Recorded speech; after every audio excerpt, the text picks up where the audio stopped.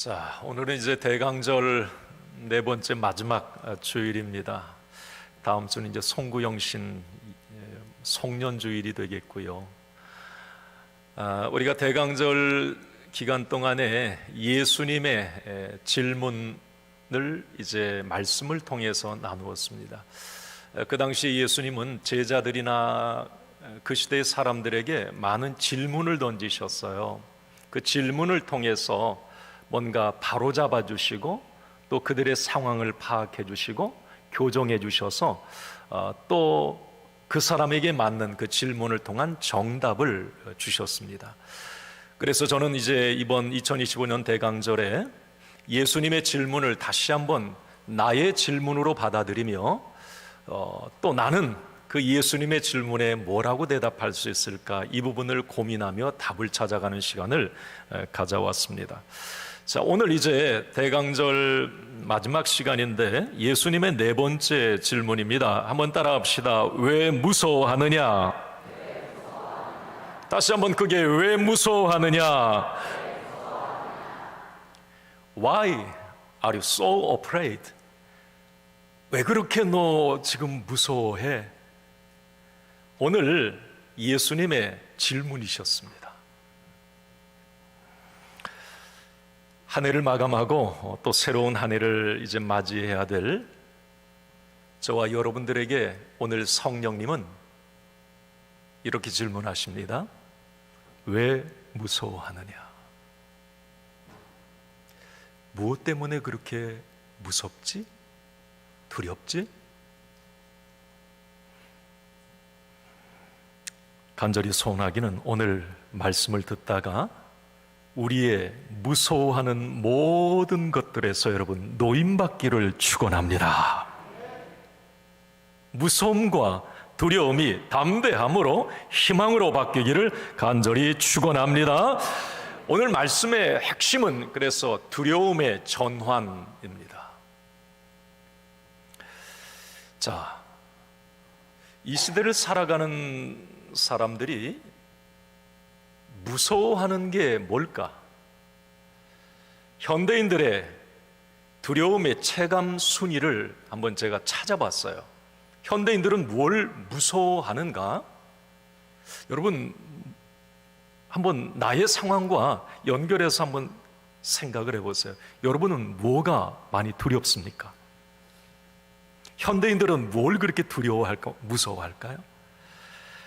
1위는 불확실한 미래였습니다. 기후 위기나 어떤 전쟁, 경제 불안, 미래가 어떻게 될지 모르는 어떤 그런 불안함, 이게 무섭다고 얘기를 합니다. 2위는 경제적 빈곤입니다. 실직이나 사업 실패, 노후 빈곤, 이런 문제가 많은 현대인들이 무섭다고, 두렵다고 이야기를 합니다. 3위는 건강 상실입니다. 오래 사는 것보다 아프게 사는 게 두렵다, 이 이야기를 많이 했습니다. 죽음도 많이 두려워할 것 같잖아요. 근데 죽음은 별로 안 두려워하더라고요. 10위에 있었고요. 죽음 자체보다도 의미 없는 죽음에 대해서 두려움을 갖고 있었어요, 사람들이.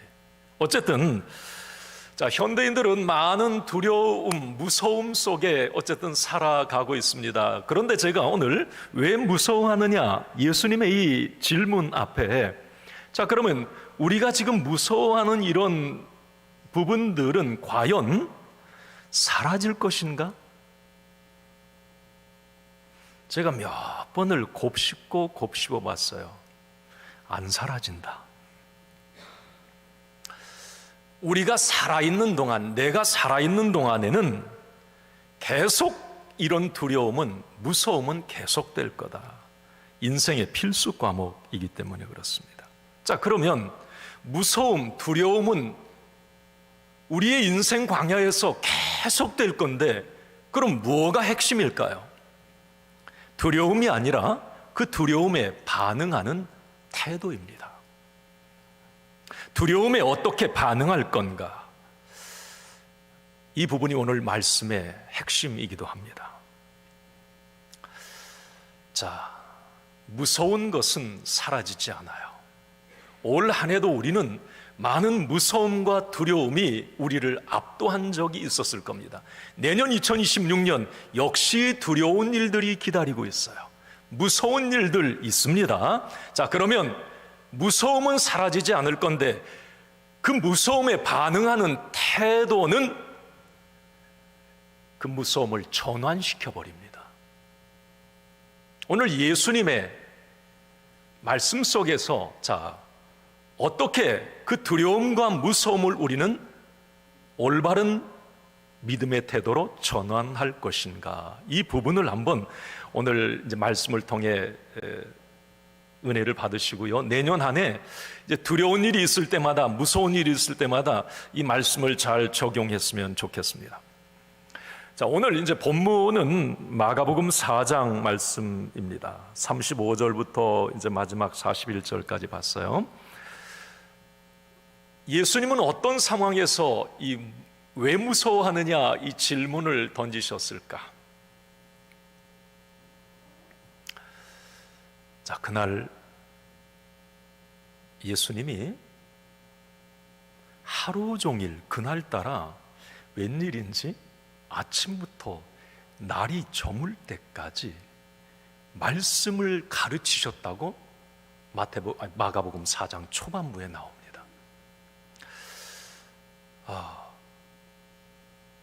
그 배를 조금 이 부두에서 띄운 다음에 워낙 많은 사람들이 몰려온 상황이라 이제 많은 사람들이 보이는 그런 상황에서 배를 강대상 삼아서 예수님이 이제 복음을 계속 전하셨던 거예요. 35절 우리 시작이 그날 저물 때에 이제 날이 저물었어요. 계속 말씀 사역하시다가 예수님이 갑자기 제자들에게 자, 이제 끝났다. 자, 저 바다 건너편으로 자, 우리 가자. 제자들은 예수님을 이제 태우고 바다 건너편으로 노를 저어 가기 시작을 했습니다. 그런데 바다 중간에 이르렀을 때에 갑자기 큰 광풍이 일어납니다. 배 안으로 막 물이 이제 밀려 들어오기 시작해요. 오늘 이 본문의 배경을 제가 지금 설명을 하고 있는 거예요. 대부분 예수님의 제자들은 어부 출신입니다. 그런데도 이런 광풍은 처음 만나는 거예요. 어부의 지식, 어부의 경험이 아무 소용이 없었습니다. 한 가지 어부 출신 제자들이 아는 사실이 있었다면 이런 재수 없는 상황에서는 꼼짝없이 죽더라, 이건 알고 있었어요. 자, 그때 그렇게 당황하고 두려워 무서워서 막 허둥대는 그 상황에 제자들 눈에 들어온 한 장면이 있었습니다. 아니, 그 난리통에 예수님이 배 뒤편에서 주무시고 계신 거예요. 자고 있는 겁니다. 저는 인간적으로 예수님 이해됩니다. 제 경험을 보면 목회자가 가장 진이 빠질 때가 언제냐면 안수기도한 이후예요. 이건 뭐 다른 목회자들만 알아요. 영적으로 막 이제 축복을 하기 때문에 이 진이 빠져나가요. 가장 피곤함을 많이 느끼고, 또 하나는 이제 주일날이 말씀 사역 이후에 영적으로 뭐 정신적으로 이제 집중해서 말씀을 전하다 보면 집에 가면 주일날 같은 경우는 한 7시 넘으면 그대로 그냥 골아 떨어져 버려요. 너무 힘이 드는 거예요. 여기 누구 이제 주변에 아는 친척이나 자녀가 목회자이면 그거 잘 알고 계셔야 돼요. 몸이 힘들어서 그런 게 아니에요. 근데 예수님이 그 풍랑이 있는 상황에서 배 뒤편에서 왜 주무셨을까? 그냥 그렇게 이해를 해봤어요. 제자들은 지금 예수님의 그 모습을 보면서 원망이 생기는 거예요. 아니, 지금 자기들은 죽을 지경 그 위기인데 예수님은 주무시고 계시는 거예요. 제자들이 원망하는 거죠. 아니, 이런 죽게 된 상황에서 잠이 오십니까? 우리가 죽게 된 것을 주님 모른 척 하세요?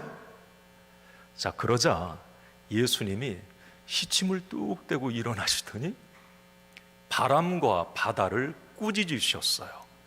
곧바로 바람은 멎고 바다는 언제 그랬냐는 듯이 잠잠해집니다. 그러고 나서 예수님이 곧바로 제자들을 꾸짖으시며 오늘 하신 말씀이 이 말씀입니다. 40절 우리 상반절 같이 읽겠습니다. 이에 제자들에게 이르시되 어찌하여 이렇게 무서워하느냐. 자, 이게 무슨 말일까요? 어찌하여 이렇게 무서워하느냐. 왜 무서워하지 지금? 핵심은 이겁니다. 무서워할 필요 없는데 니들 왜 무서워하지? 이 얘기예요. 이게 예수님의 진심입니다. 아니, 지금 내가 배 안에, 아니, 어제 베드로의 장모 병 고치는 것 그 능력의 그 주님이, 아니, 지금 배 안에 내가 있는데 너희들 왜 무서워하지? 이 이야기예요. 자, 대강절 우리 이제 넷째 주, 공교롭게도 이제 12월 셋째 주니까 한 주 남았네요. 한 해의 새밑입니다. 자, 오늘 이제 한 해를 마감하고 새로운 한 해를 내다보는 저와 여러분들에게 성령님은 오늘 동일하게 그 질문을 하시는 거죠. 왜 무서워하지? 지금 너를 죽을 만큼 무섭게 하는 게 무엇이지? 사실 여러분, 예수님이 오늘 본문에 보면 제자들의 그 무서움 자체를 꾸짖으시지 않았어요. 여러분, 사람은 어떤 상황을 만나면 다 무서워해요. 여러분, AI 로봇이 아니잖아요. 저도 무섭고 두렵습니다. 어떤 상황을 만나면 그건 당연한 거예요. 예수님이 오늘 제자들을 꾸짖으신 것은 무서워하는 그 무서움 자체가 아니고 그 제자들이 광풍 앞에서 보인 태도를 꾸짖으신 거예요. 그 무서움의 상황을 보고 일으킨 그들의 반응.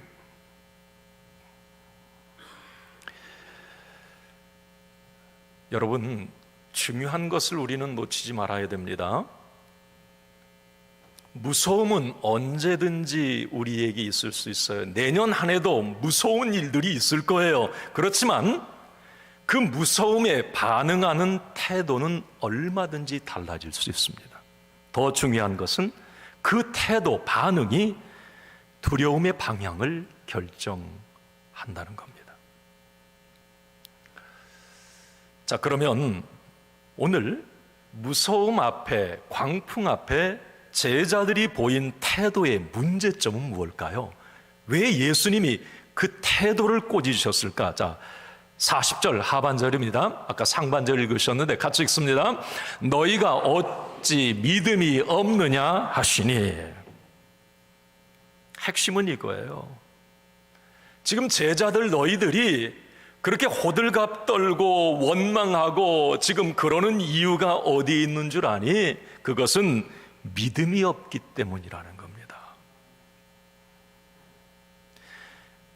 지금 예수님이 함께 계시는 상황에서 광풍을 만났으면, 자, 죽은 자를 살리심이 없는 것을 잊게 하셨던 그 주님, 니들 눈으로 봤잖아. 자, 그 주님이 옆에 계시면 그 광풍 앞에서도 다른 반응을 보여야 맞는 겁니다. 어려운 무서운 일을 만났을 때 반응이 달라야 맞는 거예요. 자, 그런데 그 제자들은 그렇지 않았어요. 원망하고 불평하고 믿음으로 반응하지 못한 그 부분을 예수님은 지적하십니다. 너희가 어찌 믿음이 없느냐 하시니. 자, 그러면 오늘 이제 말씀 핵심으로 한번 들어가 보겠습니다. 자, 우리가 인생 광풍을 만날 때 우리 믿음의 사람들의 태도는 어떠해야 할까요? 인생의 풍랑을, 자, 내년 한 해도 우리 인생 광야에서, 자, 우리 인생을 항해에도 비유하잖아요. 광야에도 비유하지만, 여러분 인생 항해에 갈 때에 여러분 바다 뭐 어부들이 늘 풍랑이 없는 거 아니잖아요. 죽을 상황도 만나는 거고, 바람이 일어나서 막 배가 흔들릴 때도 있는 거고, 평온할 때도 있는 거예요. 자, 우리 인생 항해에 풍랑을 만났을 때, 자, 그러면 어찌하여 믿음이 없느냐, 이 소리가 아니라 어떻게 우리는 믿음으로 반응할 건가? 내년 한 해 여러분 이것을 잘 마음에 오늘 신비에 새기고, 무서운 일이 있을 때마다 이 말씀을 여러분 끌어 적용할 수 있기를 원합니다. 자, 그러면 우리는 어떠해야 될까? 무서움 앞에 첫째는 이겁니다. 한번 같이 읽어봅니다. 시작. 말씀을 그대로 믿는 믿음. 다시 한번 시작. 뭘 그대로 믿어요? 아멘. 자, 오늘 본문 한번 살펴봅시다. 제자들이 지금 무서워했던 이유 가운데 하나는 예수님의 말씀을 잊어버렸기 때문입니다. 물론 사람들이 당황하고 갑작스럽게 어떤 일을 만나면 중요한 루틴을 잃어버려요. 허둥대다 보면. 자, 그런데 제자들은 그런 부분과 더불어서 또 하나는 예수님의 말씀을 신뢰하지 못한 부분 때문에 지금 무서움이 확 들어왔어요. 자, 예수님은 말씀 사역을 마치시고, 자, 바다 저 건너편으로 가기 전에 이렇게 말씀하십니다. 35절을 한번 봅시다. 읽습니다. 시작. 그날 저물 때에 제자들에게 이르시되 우리가 저편으로 건너가자 하시니. 자, 누가 저편으로 건너가자고 그랬어요? 누가? 예수님이 말씀하셨어요. 자, 예수님이 건너가자, 건너간다 말씀하시면 건너가는 겁니다. 예수님의 입에서 나온 말씀은 선포된 대로 이루어집니다. 성경에 여러분 복음서에 예수님의 말씀은 하나도 땅에 떨어지지 않으셨어요. 살아나라고 하면 살아났고, 고침받으라 하면 고쳐졌고, 있으라 하면 있어졌습니다. 말씀 그대로 되었어요. 자, 그러면 예수님이 자, 바다 저 건너편으로 건너가자 분명히 말씀하셨어요. 그러면 제자들의 입장에서는 예수님의 말씀을 그대로 믿었으면 되는 거예요. 자, 풍랑이 지금 막 일고 있어요. 그러면 예수님이 자, 건너가자. 예수님이 말씀하셨어. 우리는 건너갈 거야. 그 믿음이 제자들에게는 없어요. 자, 예수님이 왜 무서워하느냐? 이 말씀 속에는 이 의미가 담겨 있는 겁니다. 내가 건너가자고 했잖아. 내가 건너간다고 했으면 배는 건너가게 되어 있어. 이 말이에요. 왜 무서워하지? 왜 내 말을 못 믿지? 왜 하나님의 아들 예수 그리스도의 말을 못 믿지? 믿었으면 너희들 그렇게 무서워 두려워 떨지 않아. 자, 여러분, 말씀을 그대로 믿는 믿음이 무서움을 몰아낸다? 자, 여러분, 믿음이란 뭘까요? 여기서 한번 우리 이 부분을 생각해 봐요. 믿음이라고 하는 것은 예수님의 말씀을 그대로 믿는 것이에요. 여러분, 예수님은 누구십니까? 예수님은 말씀이세요. 요한복음 1장 14절 말씀에 말씀이 육신이 되어 우리 가운데 거하심에, 그분이 예수님이세요. 요한복음 1장 1절 태초에 말씀이 계시니라, 그 말씀은 곧 하나님이시니라, 그 하나님 말씀이 육신이 되어 우리 가운데 거하셨다. 그분이 예수 그리스도예요. 그래서 예수 그리스도의 말씀은 능력이 있는 거예요. 이게 선포된 대로 그대로 이루어졌던 겁니다. 자, 그러면 제자들에게 자, 배를 자, 저 건너편으로 건너간다. 우리 저 건너간다. 아멘. 풍랑을 만났어도 아멘. 건너갈 줄로 믿습니다. 이게 믿음인 거예요. 그런데 제자들은 그렇지 못했던 겁니다. 여러분, 제가 이제 올 한 해는 이렇게 마무리되어 가지만 내년에 여러분들이 이제 한 해를 살아갈 때 무섭고 두려울 때, 자, 우리 인생의 광풍을 만날 때가 있어요. 가정, 갑자기 어떤 그 풍랑으로 막 흔들릴 때가 있고, 또 내 자식 때문에 막 뭐가 흔들릴 때가 있어요. 어떤 질병으로. 자, 이렇게 무서울 때 여러분, 한 가지 중요한 건 그 무서움을 그 순간 몰아내는 비밀이 어디에 있느냐? 하나님의 생명의 말씀을 붙잡는 겁니다. 하나님의 말씀은 무서움을 몰아내는 강한 능력이 있고 탈출구가 됩니다. 여러분, 그래서 무섭고 두려울 때 성경 말씀을 많이 읽으세요. 1, 2월 성경 읽기 하는 것도 늘 말씀드리지만 한 해의 시작에서 하나님의 말씀으로 가득 채우면, 꽉 채우면 무서움, 두려움이 침투하지를 못해요. 왜? 말씀은 예수님이시고 그 말씀이 말하기 때문에 그래요. 개인적으로도 여러분 하나님 말씀 많이 읽으시고, 매 주일 여러분 들어와서 말씀 듣잖아요. 교회 오시면 말씀 들으시면 내가 무섭고 두려운 어떤 한 주간을 보내고 왔어요. 내 삶에 지금 나를 두렵게 하는 어떤 사건들이 있어요. 자, 그럴 때 여러분 주일날 그냥 오지 마시고 말씀 들으러 오실 때에 주님, 오늘도 내게 말씀하여 주시옵소서. 생명의 말씀, 그 말씀이 지금 나의 무서움을 몰아내게 하여 주시옵소서. 여러분, 말씀을 그대로 믿는 것, 제자들이 그랬다면 무서움은 없었을 겁니다. 또 하나, 여러분 오늘 왜 무서워하느냐, 예수님의 이 질문에서 우리는 또한 이 답을 얻습니다. 한번 두 번째 같이 읽어봅니다. 시작. 상황, 물이 아니라 예수님을 보는 믿음. 어떤 상황, 물만 보면 죽어요? 예수님을 봐야 살아요? 자, 37절을 한번 같이 봅니다. 37절 오늘 본문 시작. 큰 광풍이 일어나며 물결이 배에 부딪혀 들어와 배에 가득하게 되었더라. 아니, 지금 풍랑이 일었는데 이제 막 설상가상으로 물이 배에 들어오게 되는 거예요. 그럼 이 배는 가라앉게 되겠죠. 자, 그 순간에 이 제자들은 배 안으로 들어오는 물을 보느라 예수님을 보지 못합니다. 예수님의 책망 이유도 여기에 있는 겁니다. 왜 상황 물만 보고 나는 못 보느냐, 이 말이에요. 왜 무서워하느냐? 왜 물만 보고 무서워하느냐? 나는 왜 못 보느냐? 이 말이거든요. 여러분, 우리의 인생의 배 안에 물이 확 들어올 때가 있어요. 진짜 그럴 때 많아요. 왜 그렇게 그런 일이 많은지 없으면 좋겠는데, 인생의 배에 물들이 들어와요. 물들이 침몰할 것 같고 죽을 것 같은 상황이 내몰릴 때가 있습니다.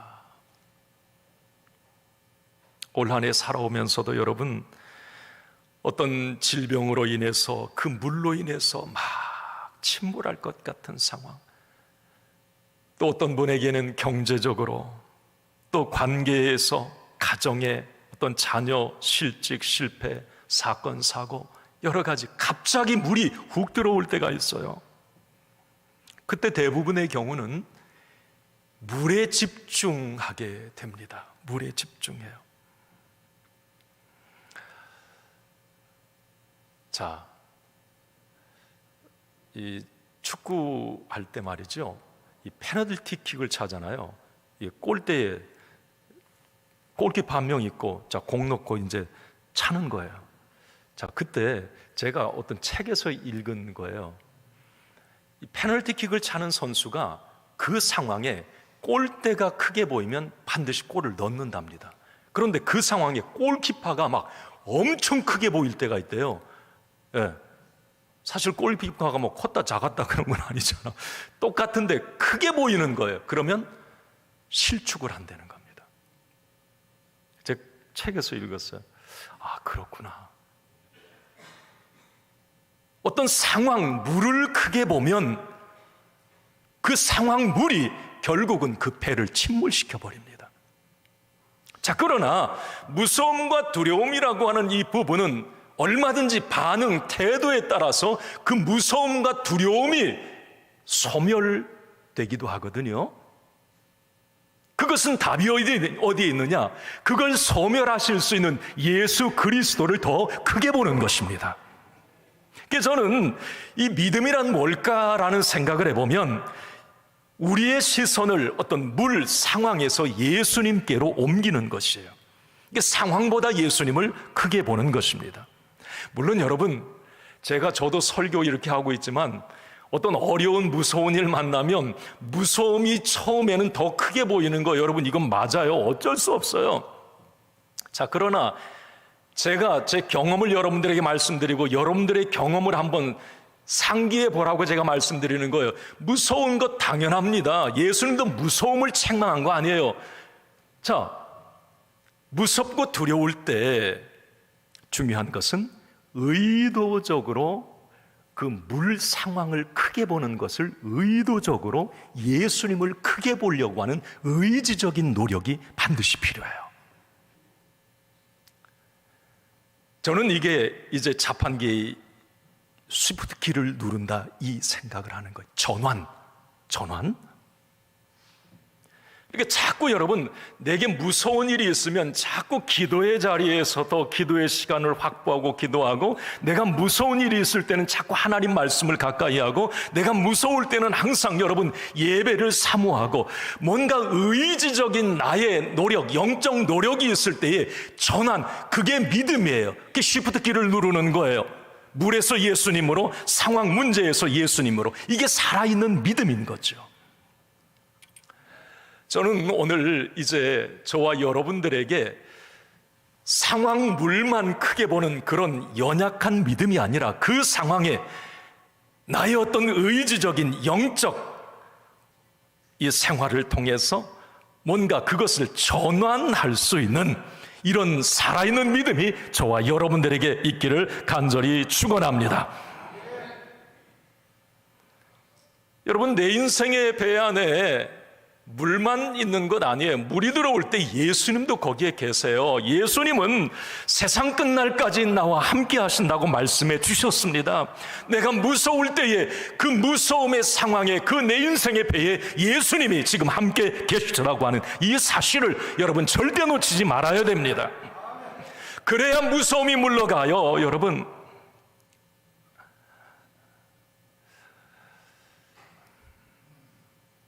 또 손주 얘기해서 죄송합니다. 가끔 이렇게 만나면 저하고 잘 놀아요. 엄마 있을 때. 근데 엄마가 잠깐 어디 갔다 온다고 가면 대번에 안색이 변합니다. 이게 상당히 이게 불안해하고 두려워해요. 예. 지 엄마가 저렇게 좋나? 여러분, 무서움은 상황이 아니라 예수님의 부재의식에서 옵니다. 우리 믿음의 사람들이 가진 중요한 장점이 뭐냐면, 내 인생의 어떤 상황, 물이 들어오는 상황이 있을 때에 예수님의, 그 성령님의, 하나님의 임재를 내가 느낄 수 있다고 하는, 이게 축복이에요. 이게 복인 거예요, 여러분. 그 확신이 있다면, 그 무서움의 상황에 우리 주님이 함께 하신다고 하는 확신이 있다면 이 무서움은 소멸되어 가요. 점점 줄어갑니다. 그러면 살아요. 여러분, 병에 걸려도, 암에 걸려도요, 무서움에 제대로 반응하지 못하면 그냥 빨리 죽습니다. 그러나 무서움을 몰아내는 무언가가 있다면 그 사람은 오래 살 수 있어요. 이걸 우리는 놓치지 말아야 돼. 반응하는 태도가 중요한 거예요. 상황, 물만 보지 말고 내 인생의 배에 그 무서움의 순간에 예수님이 함께 계신다, 이걸 꼭 잊지 말라는 거예요.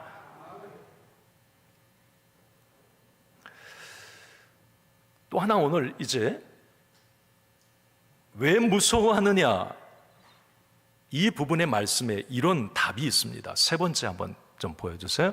읽습니다. 시작. 예수님의 평안을 나의 평안으로 가져오는 믿음. 자, 누구의 평안을? 누구의 평안으로? 나의 평안으로 어떻게 가져와? 예수님의 평안을 나의 평안으로 가져와. 이게 믿음이에요. 이 믿음이 무서움을 몰아냅니다.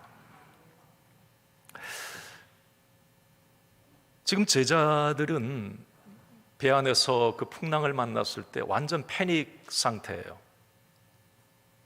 그런데 아까도 말씀드렸듯이 그 공포의 순간에 제자들 눈에 들어왔던 것 38절 상반절 다시 한번 좀 보여주세요. 자, 한번 같이 읽습니다. 38절 그 상반절 시작. 예수께서는 고물에서 베개를 메고 주무시더니, 저 고물이라는 말은 배 뒤편을 말합니다. 자, 예수님이 배 뒤편에서 베개를 메고 주무시더니, 아니 이런 공포스러운 패닉 상태에서 예수님은 너무 평안한 거예요. 만약에 제가 그런 생각을 해봐요.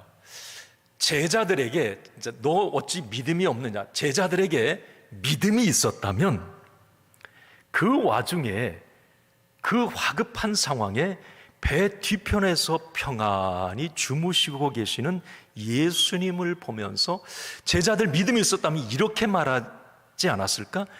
예수님이 주무시고 계신다. 걱정할 필요 없다.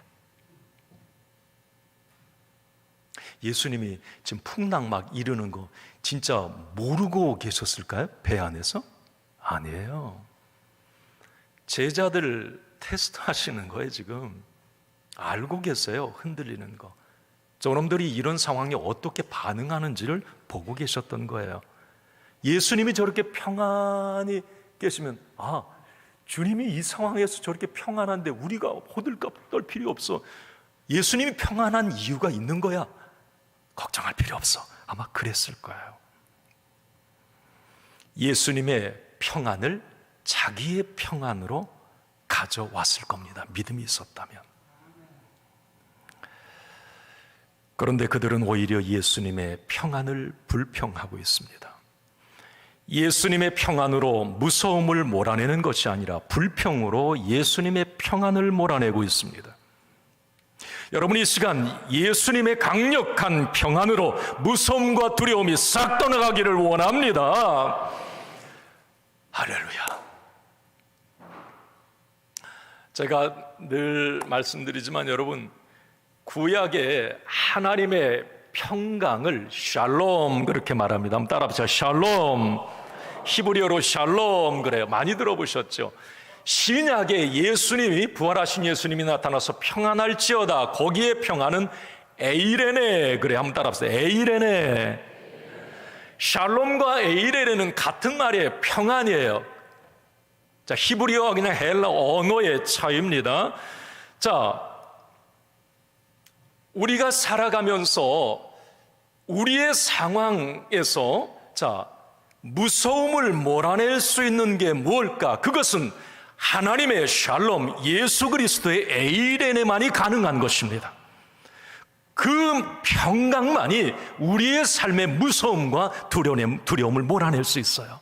여러분, 사람이 만든 이 평안, 돈과 권력을 통해서 만들어내는 평안, 여러분 이걸 팍스라고 그래요. 팍스. 인간이 만들어낸 평안이에요. 팍스 로마나, 인간 로마가 막 평화를 만들어내기 위해서 물질로 뭐 권력으로 얼마나 그랬어요. 여러분, 그 팍스는 깨어집니다. 여러분, 인간이 만든 평안은 평안해질수록 더 무서워져요. 언제 깨질지 모르니까 말이에요. 그러나 하나님의 평안, 예수님의 평안, 오늘 배 안의 그 풍랑 가운데에서도 평안하신 그 예수님의 평안, 이 평안이 강력한 평안이에요. 이 평안이 내게 전이 될 때에 우리는 담대해질 수가 있는 겁니다. 어떤 상황에서도 흔들리지 않게 되는 거예요. 제자들은 지금 예수님의 그 평안을 자기 평안으로 가져오지 못했던 겁니다. 예수님의 그 평안을 나의 평안으로 삼을 수 있는 믿음이 없었기 때문에 그래요. 자, 그런데 놀라운 한 가지 사실은 예수님이 제자들이 성령 체험하기 전에는 참 다 오합지졸이에요. 지금 뭐 배 안에서 보여줬던 믿음 없는 모습들. 그런데 사도행전에 이제 부활하신 예수님을 만나고 성령 받은 이후에 훗날 베드로가 예수님의 그 평안을 자기 평안으로 가져온 한 장면을 우리는 보게 됩니다. 제가 사도행전 강의할 때 사도행전 12장에 보면 베드로가 잡혀 감옥에 갇혔어요. 내일이면 사형이 집행됩니다. 그런데 사형이 집행되는 그 전날 베드로는 웬일인지 그냥 평안하게 누워서 잠을 자고 있는 거예요. 예수님이 배 안에서 보여주셨던 그 모습을 그대로 보여주고 있습니다. 사도행전 12장 6절 이제 띄워주세요. 같이 읽습니다. 시작. 헤롯이 잡아내려고 하는 그 전날 밤에 베드로가 두 군인 틈에서 두 쇠사슬에 매여 누워 자는데 파수꾼들이 문 밖에서 옥을 지키더니. 지금 베드로가 이제 그 믿음이 있었던 거죠. 감옥에 있었지만 예수님이 배 안에서 보여주셨던 그 평안의 모습으로 잤다. 이게 참 다르게 보입니다. 여러분, 오늘 인생 광풍 앞에 인생 감옥 같은 상황에서 무서움, 두려움을 몰아내는 강력한 이 샬롬 에이레네의 평강이 저와 여러분들에게 옮겨지기를 원합니다. 마지막으로 한 가지만 더 우리가 붙잡고 내년 한 해 이제 나가야 될 것은 네 번째 이 부분이에요. 한번 같이 읽어봅니다. 불신의 두려움을 경외하는 두려움으로 바뀌는 믿음. 불신의 두려움을 경외하는 두려움으로. 오늘 말씀을 묵상하면서 결론적으로 제가 생각했던 부분이 뭐냐면, 우리가 진짜 두려워해야 될 분은 누구인가? 어떤 상황물인가? 아니에요. 예수님이라고 하는 거예요. 예수님 한 분, 그분을 두려워해야 되는 것. 세상 어떤 상황을 두려워할 때 그 두려움을 몰아내는 것은 예수님에 대한 두려움을 갖는 것입니다. 제가 새벽 시간에도 한번 그런 말씀을 드린 적이 있어요. 하나님을 두려워하는 사람은 세상이 두렵지 않다. 하나님을 두려워하는 사람은 세상의 두려움이 내 안에 자리를 못 잡는 거예요. 우리가 이 두려움, 무서움도 세상에 대한 무서움은 그냥 무서움, 두려움이라고 하지만 하나님 예수 그리스도에 대한 무서움은 경외한다, 이런 단어를 씁니다. 오늘 제자들이 처음으로 두려워했던 것은 폭풍에 대한 어떤 태풍에 대한 그 두려움이었습니다. 그런데 제자들이 나중에 이제 그 두려움이 예수님에 대한 두려움으로 바뀌어버립니다. 불신의 두려움이 경외의 두려움으로 바뀌어버리는 거죠. 오늘 마지막 절 41절 상반절에 보면 41절에 보면 이렇게 되어 있어요. 한번 읽습니다. 그들이 심히 두려워하여 서로 말하되 그가 누구이기에 바람과 바다도 순종하는가 하였더라. 여러분, 41절 그들이 두려웠다. 이 두려움은 예수님에 대한 두려움, 경외를 말합니다. 그런데 이전에 그들의 두려움의 이 단어는 물에 대한, 광풍에 대한 두려움이었어요. 그 두려움이 전환된 겁니다. 아주 중요한 거예요. 예수님이 오늘 이 말씀을 주신 거죠. 너희는 나는 두려워하지 않으면서 왜 풍랑은 두려워하느냐, 이 말이에요. 풍랑이 너희를 죽인다는 믿음은 있고 내가 너희를 살린다는 믿음은 없더냐. 자, 그래서 오늘 우리가 이제 대강절 마지막 주에 또 한 해를 열어가는 이 시점에서 우리 두려운 일, 무서운 일 많이 만날 텐데, 자, 오늘 우리가 결단하고 확신해야 될 것 한 가지, 마태복음 10장 28절 읽고 정리합니다. 같이 읽습니다. 몸은 죽여도 영혼은 능히 죽이지 못하는 자들을 두려워하지 말고 오직 몸과 영혼을 능히 지옥에 멸하실 수 있는 이를 두려워하라. 그리스도인에게 두려움의 대상은 세상 환경, 광풍이 아니라 오직 예수 그리스도라고 하는 사실이에요. 그 예수 그리스도에 대한 경외가 폭풍을 잠재우는 것입니다. 오늘 결론입니다. 자, 우리의 인생에 무서움은 절대 사라지지 않습니다. 예수 믿어도 예수님이 계신 배 안에도 물 들어와요. 우리의 인생 광야의 내년 안에도 무섭고 두려운 일, 어떤 사건, 사고가 사라지지 않을 수도 있습니다. 그러나 중요한 것은 전환할 수는 있습니다. 폭풍에서 주님으로, 불신에서 확신으로. 그 전환의 힘이 믿음입니다. 오늘 예수님은 풍랑 앞에 떨고 있는 저와 여러분들에게 물으십니다. 왜 무서워하느냐? 그때 우리는 이렇게 대답해야 합니다. 예수님이 내 인생에 배 안에 계시니 두렵지 않습니다.